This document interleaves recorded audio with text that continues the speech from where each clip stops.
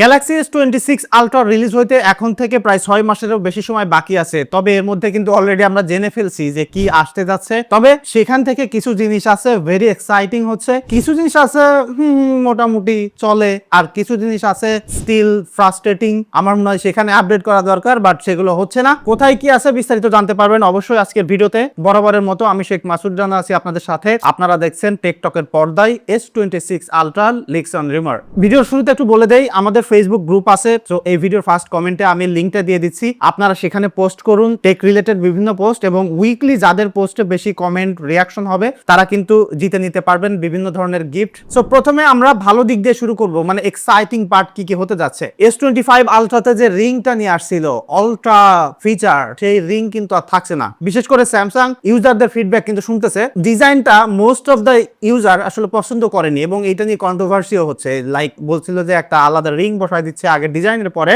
So S26 series থেকে এই যে রিংটা আছে, এই রিংটা কিন্তু আর থাকছে না। আবার আগের মতো S24 আলট্রার মতো রিভার্স হতে যাচ্ছে। সো ফাইনালি আবার আমরা গেটিং ব্যাক ওল্ড স্কুল, আগের ডিজাইন। আমার কাছে মনে হয় যে ওটাই বেশি ভালো ছিল। তবে স্যামসাং এর লাইন আপে এবার পরিবর্তন হতে যাচ্ছে, যেমনটা আপকামিং অ্যাপেলেও হয়েছে। S26 প্লাস ফোনটা আসবে না, অর্থাৎ S25 প্লাস 4 প্লাস 3 প্লাস যে ফোনটা ছিল, এটা সেলস কিন্তু অত ভালো ছিল না। সো সেই ফোনটাকে রিপ্লেস করতে যাচ্ছে স্যামসাং, এবং যেটা দিয়ে রিপ্লেস করবে সেটা কিন্তু অলরেডি রিলিজ হয়ে গেছে। S25 এজ S26 সিরিজে আমরা মেইনলি দুইটা ফোন দেখতে পাবো, S26 এবং S26 আলট্রা। সো যারা প্লাস সিরিজের ফোন ব্যবহার করেন বা পছন্দ করেন তাদের জন্য সমবেদনা। এবং পরবর্তী যেটা নিউজ সেটা খানিকটা এক্সাইটিং আবার খানিকটা দুঃখজনক। বিশেষ করে S25 এবং S25 এজে কিন্তু ব্যাটারি ব্যাকআপ অতটা ভালো না। তো এই ফোনগুলোতে সিলিকন কার্বন ব্যাটারি আসতে যাচ্ছে, যেখানে আমরা এই ছোট ফোনে বিগার সাইজের ব্যাটারি দেখতে পাবো। তবে প্রবলেম হলো এই যে আলট্রা সিরিজের ফোন, এখানে কিন্তু সেম 5000 মিলিঅ্যাম্পিয়ার ব্যাটারি থাকবে, এবং যেটা কিন্তু সিলিকন কার্বন হবে না। সো S26 আলট্রাও সেম 5000 মিলিঅ্যাম্পিয়ার ব্যাটারি থাকবে, এখানে কোনো পরিবর্তন আমরা দেখছি না।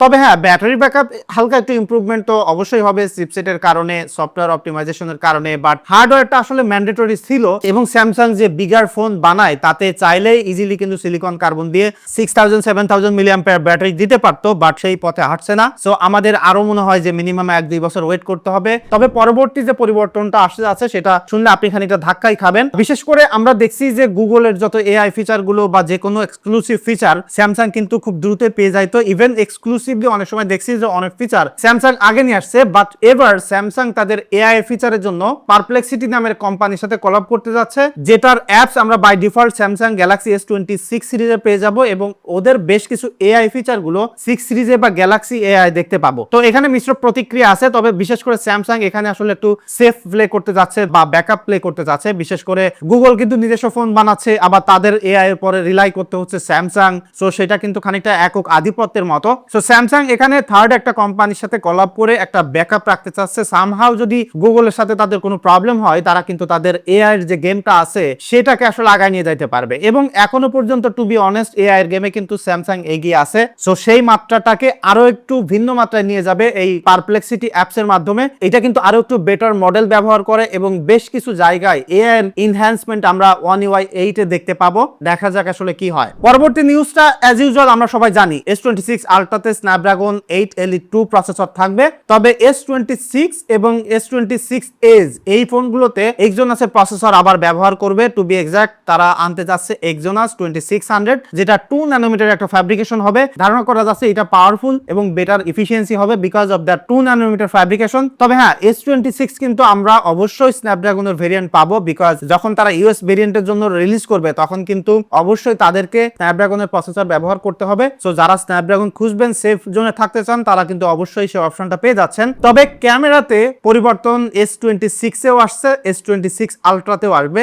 বহুদিন পরে তারা তাদের মেইন সেন্সরকে পরিবর্তন করতে যাচ্ছে। বিশেষ করে S26 আলট্রাতে 200 মেগাপিক্সেলেরই মেইন সেন্সর থাকবে, যেমনটা S25 আলট্রাতে আছে, বাট ওই সেন্সরটা আরো বেশি ইমপ্রুভড হবে, আরো বেশি আপডেটেড হবে। ইভেন S25 এ যে মেইন সেন্সর আছে 50 মেগাপিক্সেলের, সেটা আপডেট হতে যাচ্ছে S26 এ, এবং সেটাও কিন্তু 50 মেগাপিক্সেলের সেন্সর থাকবে, বাট ওইটা আরো বেশি ইমপ্রুভড এবং আরো বেশি লো লাইটে পারফর্ম করতে পারবে। এবং আমি যে জিনিসটা আসলে ক্যামেরা সেগমেন্টে ইমপ্রুভমেন্টটা চেয়েছিলাম সেটা হলো S25 আলট্রার যে টেলিফটো লেন্স রয়েছে 10 মেগাপিক্সেলের, এইটাকে ইমপ্রুভ করার জন্য। বিশেষ করে যারা পোর্ট্রেট তোলেন S25 আলট্রা দিয়ে, তারা কিন্তু 3x এর এই সেন্সরটা অনেক ব্যবহার করেন। সো এইটার একটা রিয়েল আপগ্রেড দরকার ছিল, সেই জায়গায় আসলে আপগ্রেড হচ্ছে না। তবে টোটাল ফোনের যে ডিজাইনটা সেটা কিন্তু কোনো পরিবর্তন হচ্ছে না। S26 এবং S26 Ultra will look like S25 Ultra বা S25 except that camera ring will be gone। তবে এখানে আপনি কি ইমপ্রুভমেন্ট এক্সপেক্ট করেন বা স্যামসাং এর থেকে আপনার এক্সপেকটেশন কি, অবশ্যই সেটা কমেন্ট করে জানাতে পারেন। দেখা হচ্ছে পরবর্তী ভিডিওতে। ধন্যবাদ সবাইকে।